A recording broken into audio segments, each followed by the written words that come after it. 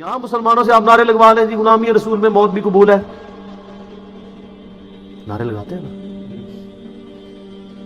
تو موت قبول ہے، داڑھی قبول نہیں، فجر کی نماز جماعت سے قبول نہیں،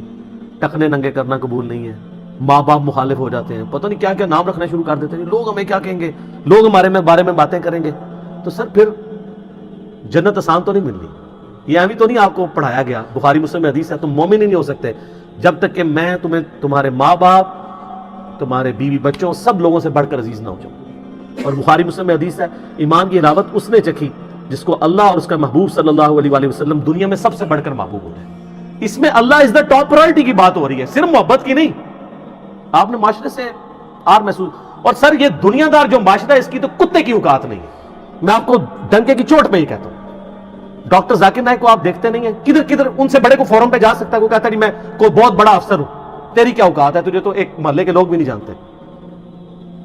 دنیا کے سارے بر اعظموں میں جاتا ہے، یورپ میں جاتا ہے، امریکہ میں جاتا ہے، سر سلام ہے، پینٹ دیکھیں کدھر ہوتی ہے آدھی پنڈلی تک، آپ کے مولویوں کو اس کی ٹائی نظر آ رہی ہوتی ہے، پینٹ نہیں نظر آ رہی ہوتی، حالانکہ ٹائی کا اسلام اور غیر اسلام سے کوئی تعلق ہی نہیں ہے، یہ خام خواہ اس کو بیچ میں گھسیڑ دیا ہوا انہوں نے۔ ہاں سلیب لٹکانا گناہ ہے اور یہ سلیب کا نشان نہیں ہے۔ آپ کے علماء نے واسکٹوں میں جو رومال رکھے ہوئے ہیں یہ کیا ہے، یہ کون سی سنت میں عمل کر رہے ہیں؟ اور زرگ بر جو گونے پہنی ہوئی ہیں، خام خواہ چڑھ دوڑتے ہیں یہ ڈاکٹر ذاکر نائک، اور ڈاکٹر ذاکر نائک کے برابر ہو کے بتاؤ تم لوگ، تو سر کس کے، میں اللہ کے فضل سے یونیورسٹی میں پڑھتے تھے، ہمارے ساتھ درجنوں اسٹوڈنٹس تھے جن کی شلواریں ٹخنوں سے اوپر ہوتی تھی، حالانکہ میں اس وقت کٹر بریلوی تھا اور میں اسے اہل حدیث اور دیوبند کی نشانی سمجھتا تھا، لیکن چونکہ سنت تھا ٹخنوں سے اوپر رکھتے تھے ہم۔ آج بھی ایک بڑے آفس میں میری جس لیول کی جاب ہے دنیا میں کم لوگ ہی اس لیول تک جاتے ہیں، ہمارے آفس میں کئی لوگ ہیں جنہوں نے شلواریں ٹخنوں سے اوپر رکھی ہوتی ہیں، کوئی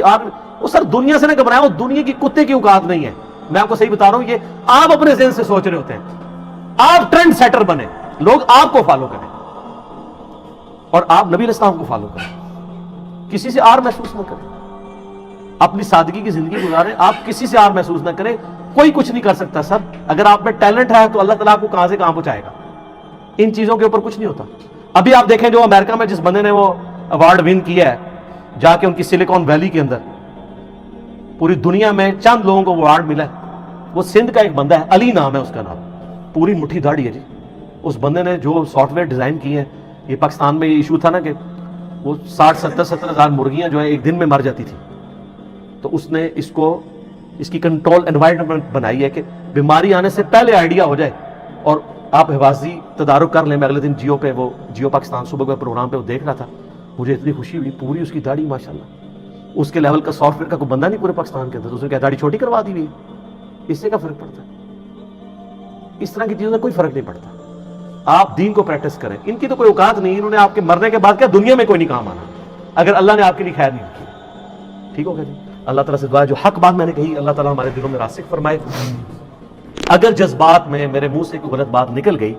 تو اللہ تعالیٰ ہمارے دلوں ہی سے معاف کر دے، ہمیں کتاب و سنت کی تعلیمات پر عمل کر کے دوسرے بھائیوں تک پہنچانے کی توفیق عطا فرمائے۔ سبحانک اللہم و بحمدک، اشہد ان لا الہ الا انت، استغفرک و اتوب الیک، وما علینا الا البلاغ المبین۔